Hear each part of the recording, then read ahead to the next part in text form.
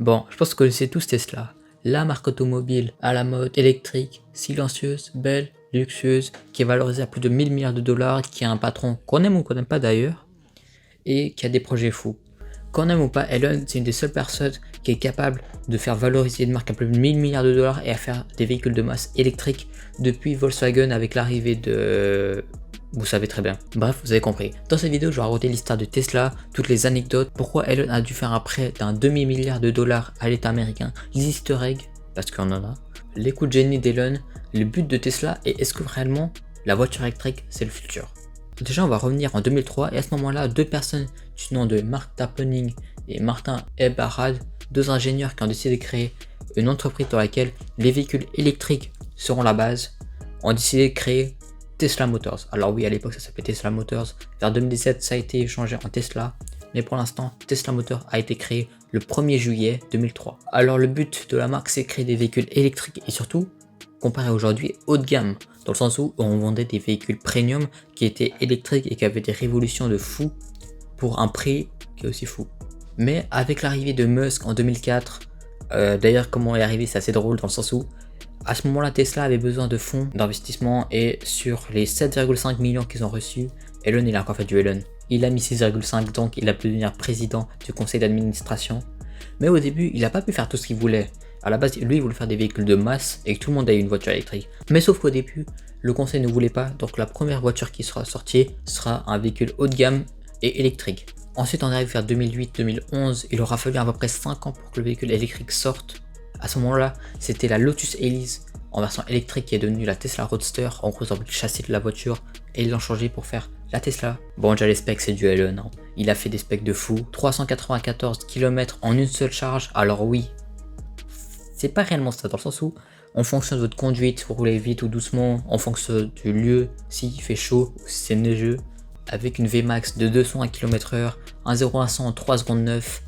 Ah oui d'ailleurs, dites-vous qu'une Tesla Roadster est de 50 millisecondes plus lente qu'une Ferrari F430. 2012-2014, ça a été mal pour Elon. Enfin, pas réellement pour Elon. Elon, lui, il se mettait bien, dans le sens où Tesla a fait que 147 ventes de Tesla Roadster. Alors à la base, ils doivent rembourser tous les prêts et investissements qu'ils ont fait. Donc ça va être compliqué de rembourser avec 147 véhicules vendus. Donc à ce moment-là, le conseil a décidé d'un peu plus laisser Elon et le projet de véhicule de masse commence à arriver. Déjà, Elon il a fait du Elon. Il a demandé quasiment 500 millions à l'État américain, précisément 465 millions. Avec les 465 millions que Elon a pu acquérir, il a décidé d'acheter une usine Tesla.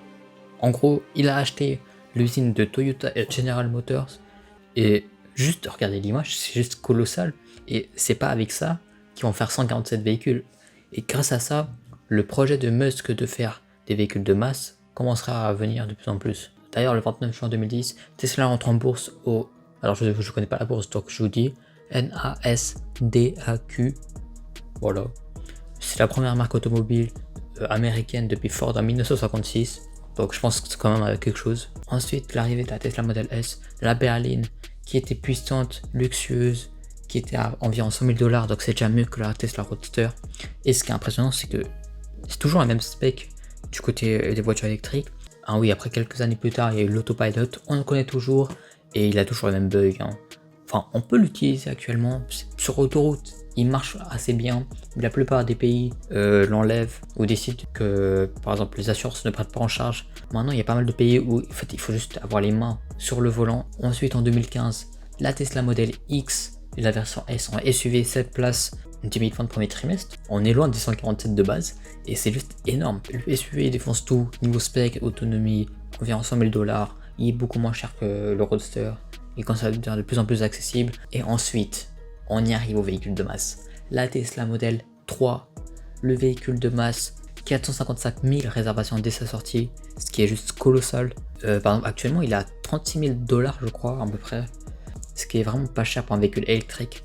Même actuellement, franchement, il y a très peu de concurrents qui arrivent à faire mieux que Tesla. D'ailleurs, pour ceux qui ne voient pas, c'est toujours la Tesla que vous voyez dans la rue. Enfin, c'est la Tesla la plus vendue. Et c'est celle qu'on achète le plus, en général. Enfin, moi, je n'achèterai jamais ça. Je compte l'électrique. Ensuite, en 2020, la Tesla Model Y, le SUV, la Model 3, en plus moche, en plus beau pour certains. D'ailleurs, petite historique, pour ceux qui n'ont jamais remarqué, les 4 modèles de Tesla actuellement à ce moment-là, la S, la 3, la X et la Y, ça fait sexy. Voilà. Pourquoi je vous dis à ce moment-là? Parce que après il y a eu l'annonce du Cybertruck. Alors oui, il a été annoncé, retardé, mais maintenant il est disponible, on peut l'acheter. D'ailleurs quand on l'aime pas parce que le design est assez spécial. Mais après c'est toujours du Musk qui a 547 km d'autonomie, 0 à 100 en moins de 7 secondes. Ah oui d'ailleurs il y a un Cyberquad. Si vous voulez acheter le Cybertruck en 100 quad pour votre enfant, même pour adulte, après il est un peu cher quand même. Mais après je pense que vous avez aussi vu ça. Pour moi c'est juste un coup de marketing de baiser parce que je pense qu'il a fait ça juste pour annoncer le Cybertruck et que pour tout le monde en parle alors que le produit il a même pas existé. Enfin dans le sens où on l'a jamais vu sur route et tout le monde en parle. Donc je trouve que c'est juste un coup de com qui est incroyable. Ah oui d'ailleurs en parlant de truck, le semi-truck.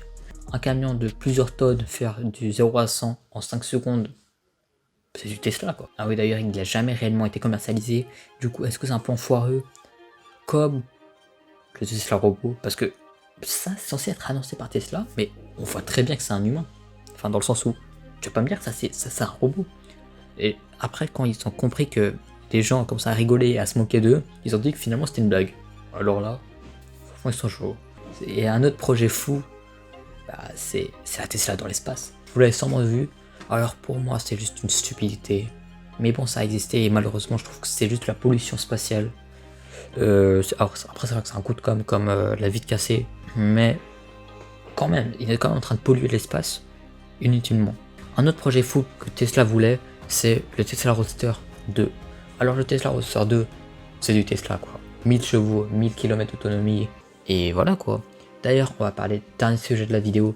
Est-ce que réellement l'électrique ça vaut la peine ou pas? Alors moi je vous dis mon opinion, parce que pour moi, je trouve que Tesla ont beaucoup trop d'avance sur son temps. Dans le sens où ils veulent favoriser l'électricité, c'est bien, c'est économique, c'est écologique. Pour moi, Tesla veut changer radicalement on va dire, le parc automobile pour de l'électrique, mais le problème c'est que pour moi il faudra continuer vers le thermique et peut-être l'hybride. Mais le problème c'est que quand vous achetez par exemple une Tesla, votre ancien véhicule soit il finit par la casse, soit il finit par être revendu. Il y a très peu de chances que vous continuez à utiliser ce véhicule parce que les Tesla sont des véhicules familiaux qui sont utilisables en daily. Voilà, moi j'ai fini pour la vidéo. N'hésitez pas à dire si vous avez bien aimé la vidéo. N'hésitez pas à partager, liker, à vous abonner. On se retrouve la semaine prochaine pour une nouvelle vidéo.